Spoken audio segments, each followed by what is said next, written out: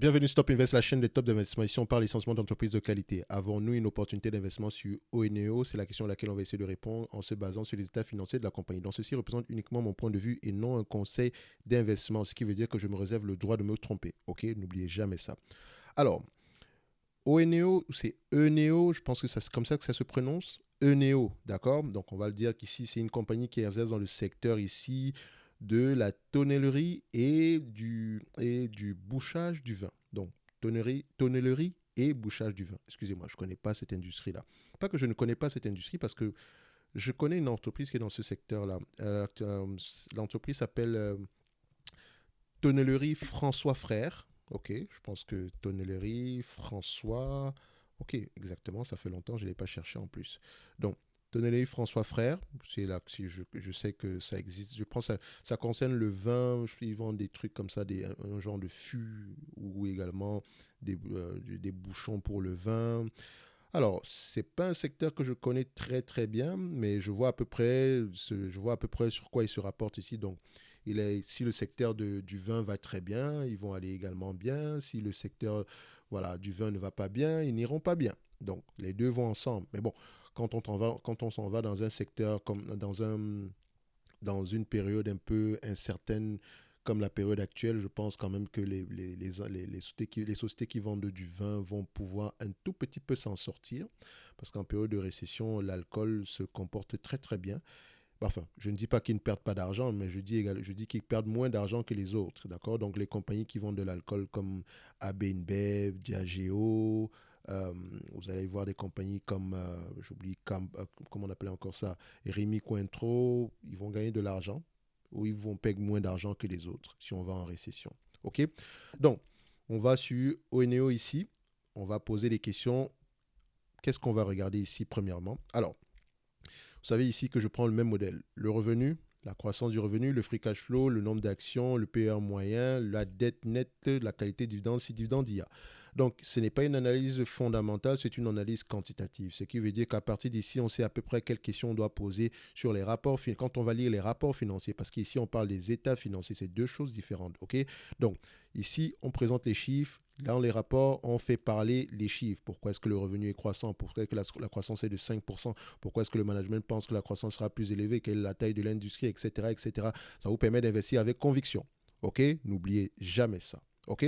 Donc, on a un revenu ici de ONEO ici qui est sur les 20 dernières années. Nous allons prendre ici le taux de croissance des revenus ici. Donc, CAGR, croissance des revenus ici. On prend ça, on va mettre ici sur les, bon, je vais le faire simple, hein, annually, et je vais venir le changer à ce niveau-ci. Sur les 10 dernières années ici, on a à peu près une croissance de 7%. D'accord. Sur les 5 dernières années, on a une croissance de 7% également. Sur les 3 dernières années, nous avons une croissance de 6%. Et à peu près par rapport à l'année précédente, nous avons à peu près, enfin, par rapport à l'année précédente ici, donc nous avons à peu près 19% de croissance. Donc on a une croissance de plus en plus élevée. On a au moins une croissance de 5% sur les dernières années. Donc je prendrai 5% ici en termes de croissance, même si on a une croissance plus élevée ici. Mais déjà, la question est de savoir la croissance est due à quoi? Est-ce que c'est par acquisition ou de manière organique? D'accord. Donc on voit ici que la dernière acquisition a eu lieu en 2015, donc sans doute c'est de manière organique. Peut-être qu'également elle a augmenté ses prix, etc. Donc il faut aller regarder les rapports financiers. Pourquoi est-ce qu'il y a eu cette croissance des revenus soudaine? Je ne dirais pas soudaine, mais quand même, c'est plus élevé que ce qu'on a connu en moyenne, d'accord?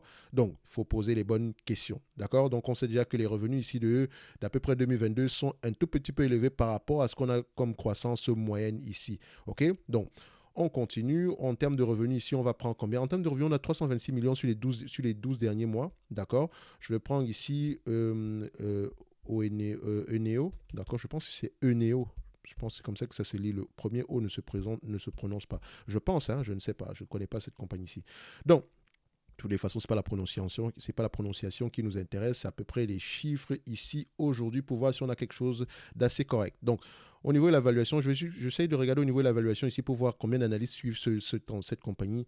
3 aux alentours de 2. Donc, l'estimation qu'on aura ici n'est pas assez robuste. Faites attention. Moins on en a, voilà, moins vous pouvez faire confiance à cette estimation-ci. Donc ici, on s'attend à avoir des revenus croissants jusqu'en 2026. Apprends avec des pincettes. Ok. Est-ce que le management donne ici des guidance? Alors, je n'en vois pas. Ça ne veut pas dire qu'il n'y en a pas, parce que ici, les compagnies françaises, ici, sur ce logiciel-ci, voilà, j'ai remarqué qu'on n'a pas souvent toutes les informations, ok, au niveau du management guidance, ok. Donc, vous allez voir ici qu'à peu près, voilà, on a à peu près une compagnie qui est de croissance. Il y a de fortes chances que la croissance continue parce qu'on a eu un 5% par le passé. Et quand on regarde la courbe ici, c'est exactement la courbe d'une compagnie de croissance. D'accord? La croissance, même si elle est de 5%, ça reste une légère croissance. Ce n'est pas une croissance phénoménale, mais un 5% année après année de manière soutenue, ça, voilà, ça, vous allez voir qu'à long terme, il y a un gros changement. OK? Donc, on aime ça. En termes de croissance ici, les analystes attendent à avoir combien. Donc, je vais prendre ici l'estimé des analystes. Ici, je ne sais pas si ça va se réaliser, d'accord? Mais on va voir ici à peu près, vu le niveau de croissance de la compagnie, ici on peut s'attendre à avoir quelque chose d'assez élevé, en tout cas sur les 12 derniers mois, sur les 12 prochains mois. Donc 351 millions, on s'attend à 351 millions d'ici l'année prochaine, on a 326 ici. Donc je vais prendre le 351, d'accord? Donc c'est estimé sur 12 mois, 351, voilà. Croissance des revenus 5%.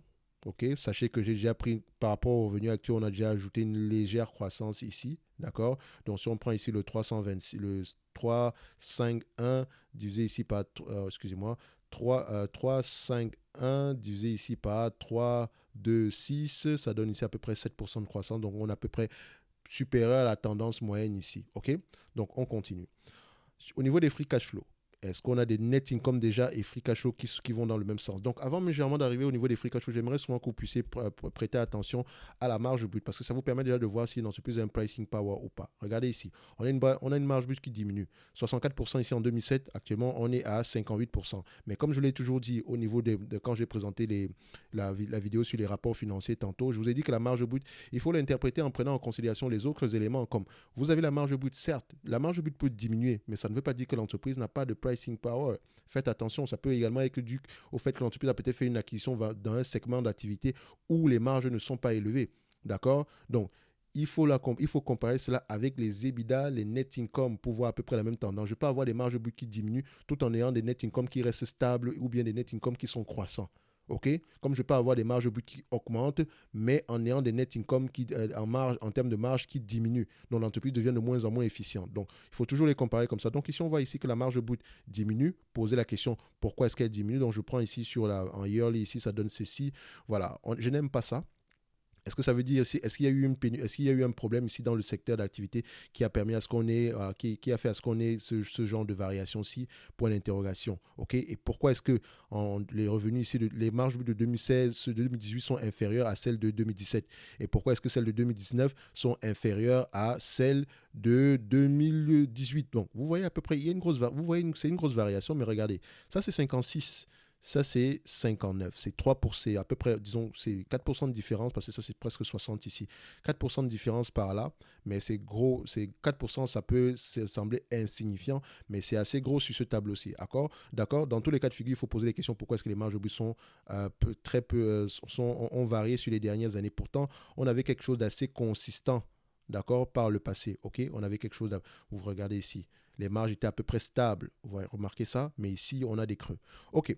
Donc, on revient ici. C'est juste une parenthèse au niveau de la marge, juste pour dire qu'il faut comparer cela avec les net income, etc. Donc, quand je prends ici les net income, je ne prends pas d'abord en termes de marge, je prends les net income en termes de volume et je prends les net income ici et je prends les free cash flow ici en termes de volume. Je compare les deux pour voir si on est dans la même tendance parce que les net income et les free cash flow doivent aller dans le même sens. Si vous avez des net income qui sont plus élevés que les free cash flow, posez-vous des questions. Si vous avez des free cash flow qui sont plus élevés que les net income également, posez-vous des questions. D'accord? Dans tous les cas de figure, il faut regarder la différence entre les deux provient d'où. J'ai une préférence pour les free cash flow. Pour moi, si une compagnie a des net income sans free cash flow, ça commence à m'inquiéter.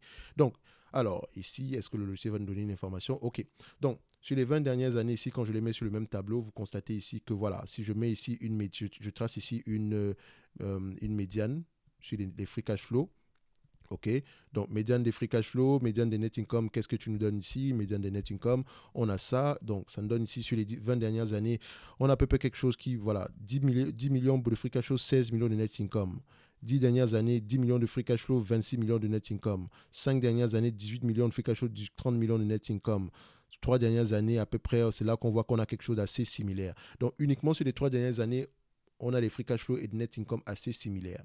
Ok, donc posez la question à savoir pourquoi est-ce que les free cash flow sont plus élevés que les net income. Ça peut être un besoin en fonds de roulement, ça peut être dû au fait que l'entreprise investit massivement dans l'outil de production, ce genre de choses-là. Attention. Donc moi je prends ici des net income, mais interrogez les free cash flow, pourquoi est-ce qu'ils sont différents. Ok, donc net income ici, margin, d'accord.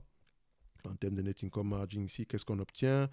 Alors, je prends la moyenne, la médiane ici de la marge des net income. OK, on prend ici. Sur les 10 dernières années, on a 10%. Sur les 5 dernières années, nous avons à peu près 10%. Sur les 3 dernières années, nous avons à peu près 10,5%. OK, je vais prendre 10,5%. D'accord. Au moins, je me dis, au pire, voilà, on va tourner à peu près vers cette zone-là. 10,5% par là. OK, ce que ce soit la moyenne des 10 dernières années. Même si on a des net income plus élevés présentement. OK, et ce n'est pas la première fois qu'ils sont aussi élevés. OK, donc je prends 10,5%. 10,5. 10,5. OK.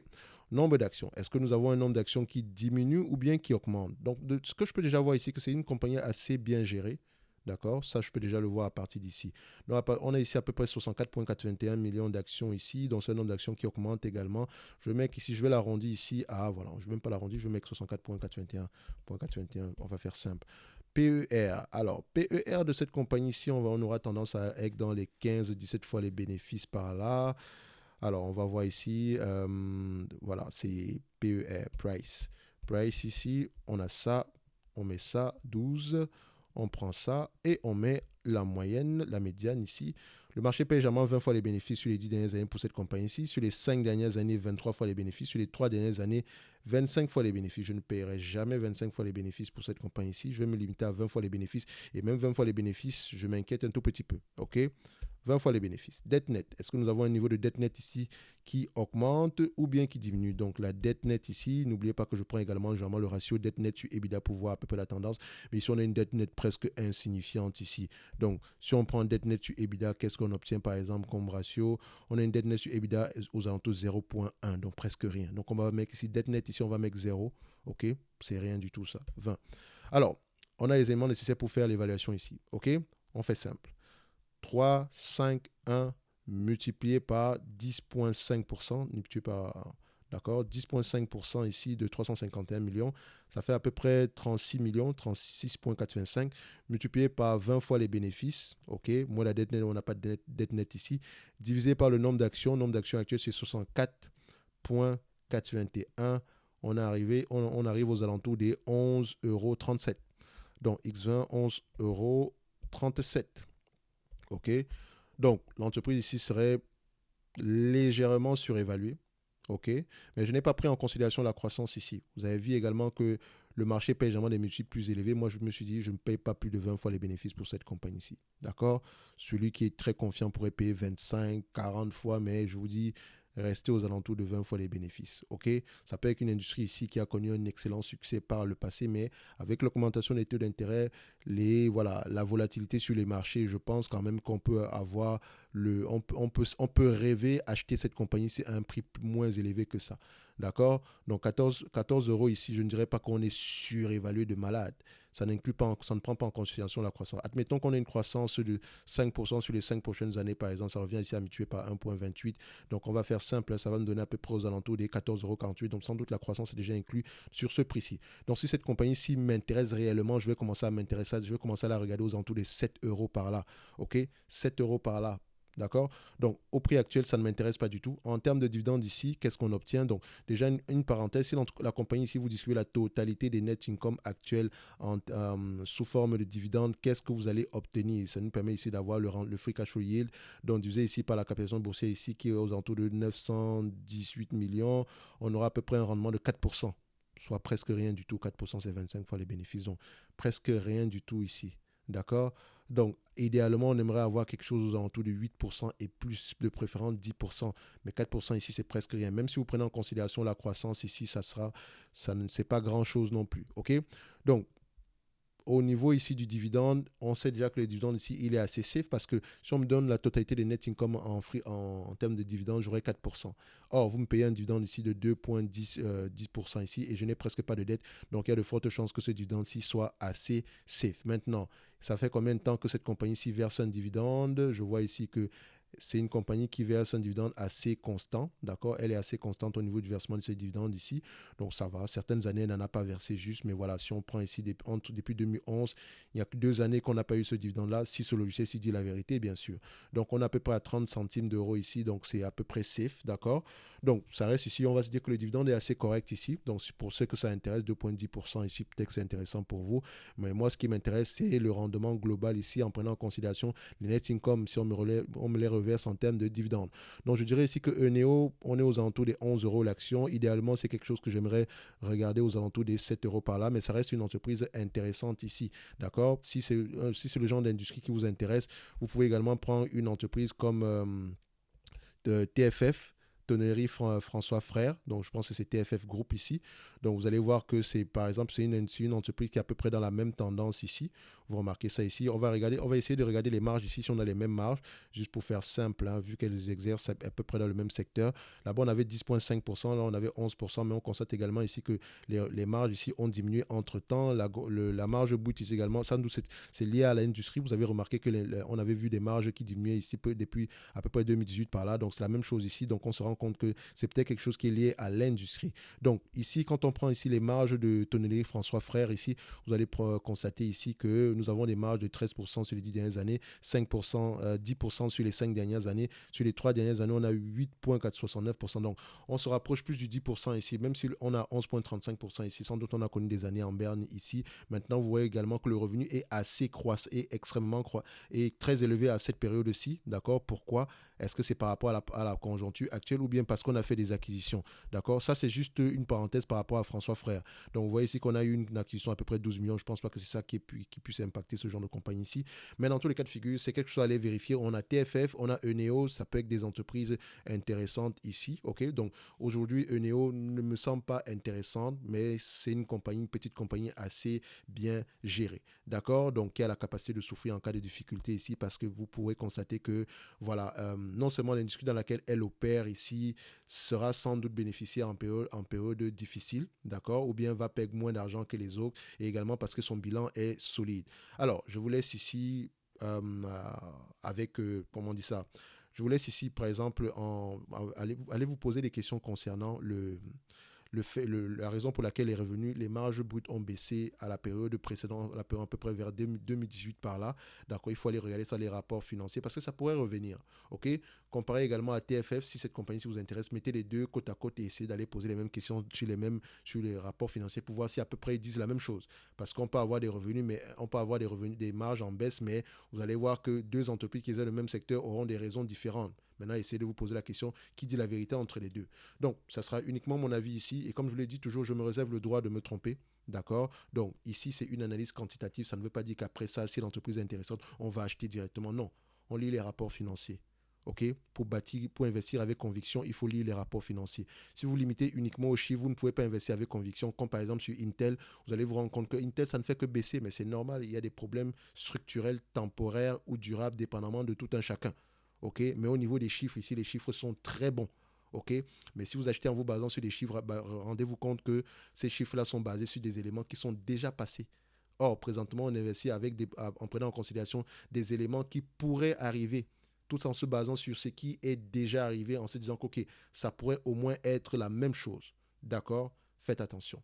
Alors, on se donne rendez-vous sur la prochaine vidéo. Et d'ici là, comme on le dit, en simple, on est à peu près 11,37 € ici au total. D'accord? Pour cette compagnie-ci, le dividende, il est assez safe. Et je pense qu'il a le potentiel de continuer à augmenter dans le futur. Surtout qu'actuellement, si on me donne la totalité des free cash flow, j'aurai de net income, j'aurai à peu près 4% de rendement. On se dit à bientôt. Merci.